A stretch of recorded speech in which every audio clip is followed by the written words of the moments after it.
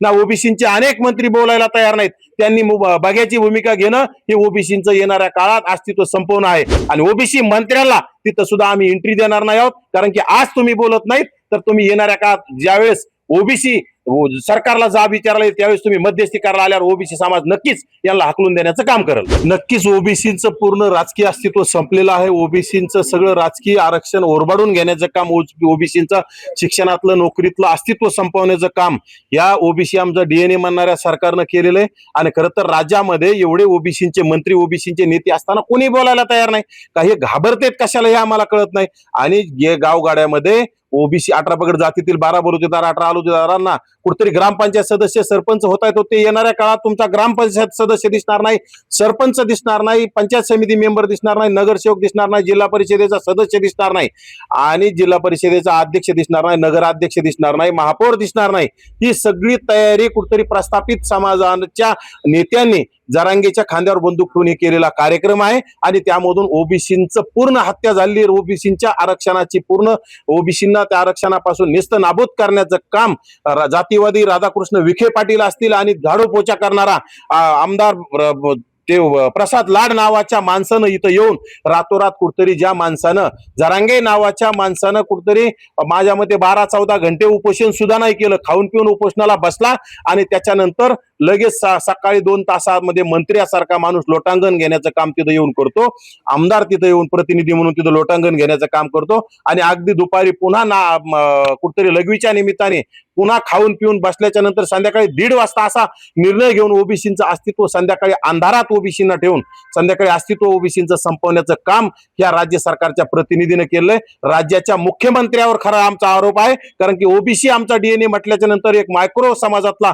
मुख्यमंत्री होतोय म्हणून ओबीसी समाजानं विधानसभेला भरभरून मतं दिले आणि ओबीसी समाजानं महायुतीला सत्तेत नेऊन बसवलं। त्या महायुतीनं ओबीसींचा केसानं गळ्यात कापण्याचं काम केलंय, त्या महायुतीनं ओबीसींचं अस्तित्व संपवण्याचं काम केलंय। परंतु या बाबीवर राज्याचे आमचे ओबीसी उपसमितीचे अध्यक्ष चंद्रशेखर बावनकुळे बोलायला तयार नाहीत, ना ओबीसीचे अनेक मंत्री बोलायला तयार नाहीत। त्यांनी बघ्याची भूमिका घेणं हे ओबीसीचं येणाऱ्या काळात अस्तित्व संपवणं आहे। त्यामुळे ओबीसी समाज नक्कीच येणाऱ्या काळात ह्या लोकांना जशास तसं उत्तर देण्याचं काम करण आणि ओबीसी नेत्यांना सुद्धा दारात उभा करणार नाही, कारण की ओबीसी नेत्यांनी यावेळेस, ओबीसी आमदारांनी, ओबीसी मंत्र्यांनी ज्यांना ओबीसीनं निवडून दिलंय ह्या लोकांनी जर बघ्याची भूमिका घेतली तर येणाऱ्या विधानसभेला, येणाऱ्या लोकसभेला ओबीसी समाज नक्कीच त्याला त्यांच्या दारातून हाकलून देण्याचं काम करेल। ओबीसीचं अस्तित्व संपत असताना तुम्ही कुठं होतात हे जाब विचारण्याचं काम ओबीसी समाज नक्कीच या ओबीसी नेत्यांना, ओबीसी मंत्र्यांना आणि ओबीसी आमदारांना करण्याचं काम करेल।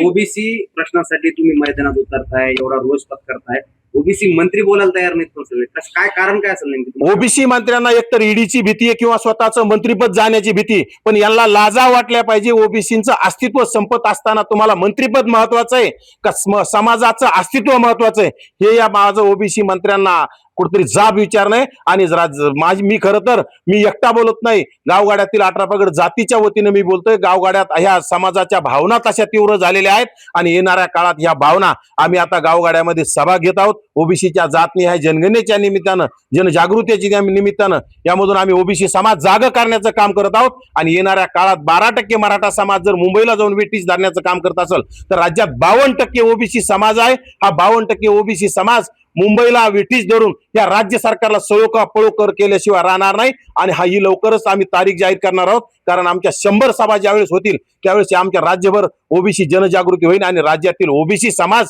मुंबईत उतरल्याच्या नंतर राज्य सरकारला हा झटका आणि राज्य सरकारला जाब विचारण्यासाठी आम्ही ताकदीने मुंबईत गेल्यावर राज्य सरकारला कुठं जावं हे सुद्धा कळणार नाही आणि ओबीसी मंत्र्याला तिथं सुद्धा आम्ही एंट्री देणार नाही आहोत, कारण की आज तुम्ही बोलत नाहीत तर तुम्ही येणाऱ्या काळात ज्यावेळेस ओबीसी सरकारला जाब विचारायला येईल त्यावेळेस तुम्ही मध्यस्थी करायला आल्यावर ओबीसी समाज नक्कीच यांना हाकलून देण्याचं काम करेल। आता जरांगे पाटलांनी उपोषण केलं, सरकारने त्यांच्या मागणी मान्य केलं, यावर काय तुमची भूमिका? हे कुठतरी राज्य सरकारचं आणि जरांगेचं सेटलमेंट आहे। राज्य सरकारने फक्त ओबीसींना टार्गेट करण्याचं, ओबीसींचं आरक्षण संपवण्याचा डाव चाललेला आहे। खरं तर संविधानाला संपवण्याचं काम हे राज्य सरकार, केंद्र सरकार करतंय। ओबीसींची जातनिहाय जनगणना करू म्हणून सुद्धा त्याच्यामध्ये कॉलम ठेवला नाही आणि आता कुठतरी आम्ही ओबीसींच्या आरक्षणाला धक्का लावून देणार नाही। ओबीसीच्या आरक्षणाला धक्का लागणार नाहीत असं म्हणून जर ओबीसीचं अस्तित्व संपत असेल तर जाणीवपूर्वक राज्य सरकारच ओबीसीचं अस्तित्व संपवण्यामध्ये पुढाकार घेतंय आणि कुठतरी जरांगीच्या नावाखाली फक्त ओबीसींना निस्तनाबूत करण्याचं काम चाललंय. त्याचा आम्ही निषेध करतो आणि येणाऱ्या काळात हे राज्य सरकारला परवडणार नसेल. एकीकडे नोंदींच्या आधारे जात प्रमाणपत्र देण्याची एक हे सुरू आहे. मंगळवारी विखे पाटलांनी आढावा बैठक घेतली. जालना जिल्ह्यातल्या स्थितीवर जर का नजर टाकली तर आतापर्यंत 161 लोकांना जात प्रमाणपत्र दिलेलं आहे आणि याची प्रक्रिया वेगानं सुरू आहे. दुसरीकडे त्या कॉलममध्ये असंही आढळून आलं की एकाही त्यांच्या अर्जाला आक्षेप ओबीसी पैकी कुणीही घेतलेला नाही. हे बघा, गावगाड्यामध्ये ओबीसी समाज भयभीत झालेला आहे. आक्षेप घेतला तर त्यांना मारहाण केल्या जाते, त्यांना दबाव टाकला जातो, त्यांना त्यांच्या शेतात जाण्यापासून अडवलं जातं, त्यांच्या घरापर्यंत जाण्यापासून अडवलं जातं. त्यामुळे आक्षेप घेण्याला लोक घाबरत आहे आणि खरं तर अनेक हे सगळे बोगसच आहेत आणि याच्या जीवावर आता कुठेतरी ग्राम समितीला अधिकार दिल्यामुळं यांच्या लागून 161चे कधी तुम्हाला 1 लाखाच्या पुढे गेलेले तुम्हाला पाहायला मिळतील आणि त्यामधून ओबीसींचं पूर्ण आयुष्य, ओबीसींचं पूर्ण राजकीय आरक्षण, सामाजिक आरक्षण, ओबीसींचं शैक्षणिक आणि नोकरीतलं आरक्षण संपलेलं तुम्हाला पाहायला मिळेल. महाराष्ट्रातील सर्व बातम्यांचे विश्वासार्ह व्यासपीठ सकाळच्या सर्व सोशल मीडिया प्लॅटफॉर्मला लाईक, फॉलो आणि सबस्क्राईब करा. तसंच सर्व नोटिफिकेशनसाठी बेल आयकॉन प्रेस करायला विसरू नका.